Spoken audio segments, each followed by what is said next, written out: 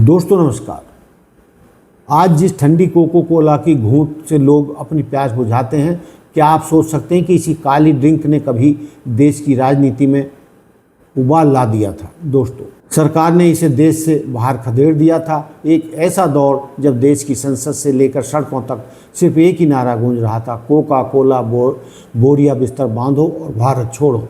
आखिर एक cold drink से भारत की सरकार क्यों डर गई थी? वो कौन सा सीक्रेट फार्मूला था जिसे छिपाने के लिए अमेरिका की दिग्गज कंपनी ने भारत का अरबों का बाजार छोड़ना मंजूर कर लिया, लेकिन झुकना मंजूर नहीं किया? आज सियासत हिंदुस्तान की इस खोजी रिपोर्ट में हम खोलेंगे 1977 के उस सियासी ड्रामे की पूरी इनसाइड स्टोरी। दोस्तों, वीडियो को अंत तक जरूर देखिएगा। दोस्तों, कहानी शुरू होती है साल 1977 से। देश में आपातकाल यानी इमरजेंसी का काला दौर खत्म हो चुका था। इंदिरा गांधी की सरकार जा चुकी थी और देश में पहली बार गैर कांग्रेसी सरकार बनी, मोरारजी देसाई के नेतृत्व में जनता पार्टी की सरकार। दोस्तों, इस सरकार में उद्योग मंत्री यानी इंडस्ट्री मिनिस्टर बने एक ऐसे नेता जो अपनी बेबाकी और समाजवादी विचारधारा के लिए जाने जाते थे। नाम था जॉर्ज फर्नांडीज। जॉर्ज फर्नांडीज स्वदेशी के कट्टर समर्थक थे। उनका मानना था कि जिस देश के 90% गाँवों में आज भी पीने का साफ पानी मैसर नहीं है, वहाँ एक अमेरिकी कंपनी आकर केवल मीठा पानी बेचकर करोड़ों रुपए विदेश ले जाए, यह इस देश के साथ नाइंसाफ़ी है। दोस्तों, अब मोड़ आता है कानून का। 1973 में एक कानून बना था, FERA, foreign exchange regulation act. दोस्तों, जॉर्ज फर्नांडीज ने इस कानून की फाइलें दोबारा खोली और कोका कोला के सामने दो शर्तें रखी। पहली शर्त थी कि कंपनी को अपनी भारतीय यूनिट में 60% हिस्सेदारी भारतीय निवेशकों को देनी होगी, यानी भारतीय निवेशकों के साथ कोका कोला को पार्टनरशिप करनी होगी। दूसरी और सबसे खतरनाक शर्त थी कि कोका कोला को अपना वो गुप्त फार्मूला यानी वो कंस्ट्रेंट जिससे ये कोल्ड ड्रिंक बनती है, वो भारत सरकार और भारतीय सहयोगियों के साथ साझा करना होगा। दोस्तों, अब आप सोचिए, ये फार्मूला कोका कोला का वो वैश्विक ट्रेड सीक्रेट था जिसे वो दुनिया के किसी सरकार को नहीं बताती थी। कंपनी ने कहा कि हम शेयर ट्रांसफ़र तो कर सकते हैं, वो तैयार हैं, लेकिन फार्मूला नहीं देंगे। जॉर्ज फर्नांडीज भी अड़ गए। फार्मूला नहीं तो भारत में धंधा भी नहीं। नतीजा यह हुआ कि 1977 में कोका कोला को भारत से अपना बोरिया बिस्तर समेटना पड़ा। दोस्तों, दिलचस्प बात देखिए, सरकार ने इस विकल्प के तौर पर 1977 के नाम पर 777 का एक नया सरकारी कोला बाजार में उतारा, लेकिन जनता को सरकारी कोला का स्वाद पसंद नहीं आया और वो बुरी तरह फ्लॉप हो गया। इसी खालीपन का फ़ायदा उठाकर पार्ले कंपनी ने थम्स अप लॉन्च किया, जो देखते ही देखते भारतीयों की पहली पसंद बन गया। दोस्तों, लेकिन सियासत की हवा हमेशा एक जैसी नहीं रहती। साल 1991 में भारत गहरे आर्थिक संकट में था।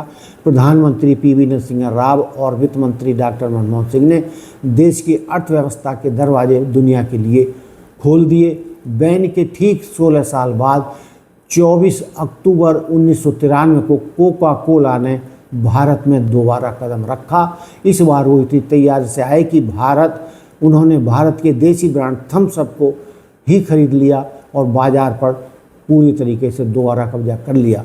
लेकिन दोस्तों, इतिहास और सियासत से हटकर एक पत्रकार के नाते मेरा फर्ज है कि आपको इसका दूसरा पहलू भी बता दूं।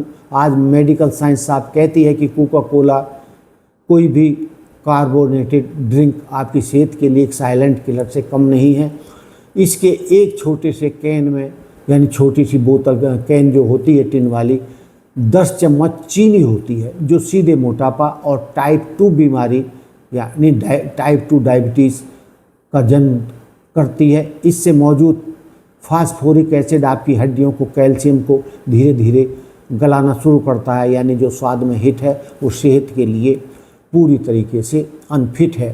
तो दोस्तों, यानी कि कोका कोला जैसे ड्रिंक आदमी की हड्डियों को गलाते हैं, उसका मोटापा बढ़ाते हैं और टाइप 2 डायबिटीज़ का कारण बनते हैं, क्योंकि इसकी छोटी सी एक कैन में 10 चम्मच चीनी होती है। तो दोस्तों, अब इस तरीके का जो फैसला उस समय की सरकार ने लिया था, तो क्या भारत की आज की सरकार कोई ऐसा फैसला लेने की हिम्मत रखती है? दोस्तों, ये जनता पार्टी की ही सरकार थी और जॉर्ज फर्नांडिस ही ऐसे दमदार नेता थे जिन्होंने अमेरिका के सामने घुटने नहीं टेके, कोका कोला कंपनी के सामने घुटने नहीं टेके। और जब कोका कोला ने और अमेरिका ने भारत की बात नहीं मानी तो जॉर्ज फर्नांडिस ने कोका कोला कंपनी देश से बाहर खदेड़ दिया।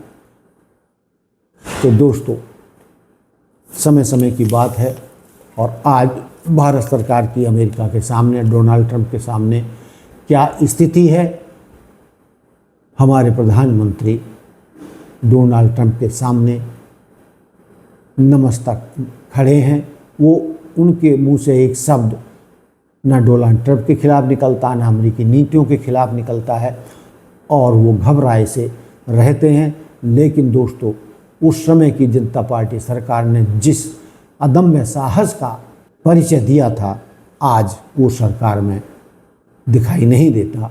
यदि आज जॉर्ज फर्नांडिस होते और मोरारजी देसाई होते तो डोनाल्ड ट्रंप को और अमेरिका की जो गलत नीतियां भारत के खिलाफ जा रही हैं उनको कड़ा झटका देते और भारतीय कंपनियों के मुकाबले अमेरिकी कंपनियों को ऐसा झटका देते कि वो कभी भारत के सामने फिर मुंह उठाकर बात नहीं कर सकते थे।